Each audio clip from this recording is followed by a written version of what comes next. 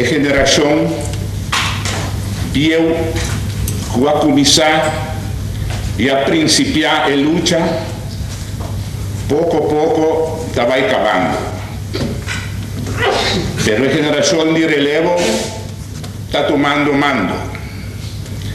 E a geração de relevo, mescos, que a geração viu, tem uma responsabilidade grande riba nos caudas para ter tempo difícil que nós temos aqui, porque a partido na houve outra convenção mais, den qual lo por discutir o problema grande que está soltando as comunidades e que den resolução tomar lo por ganhar a solução necessária para aliviar a situação de nosso país e de nosso povo.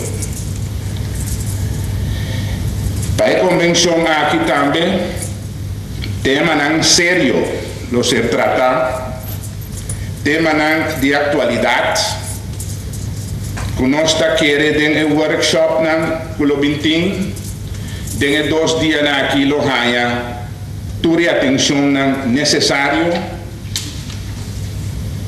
e com a discussão aqui lo vem redundar, tem proposição construtiva, maneira sempre ela redundar tem a convenção do Partido Democrático. A ser señalar cabe para os líderes políticos a situação crítica que o nosso país está vivendo dentro. Me desejar a convenção aqui tem 2 dias aqui venideiro, houve força, houve inventividade, houve companheirismo para, na final, amanhã, nós podremos mirar riba o costume de nós com a convenção aqui, também a resultar de um êxito maior. E com isso aqui, queridos companheiros, me declarar a 6ª convenção do Partido Democrático abrir. Graças.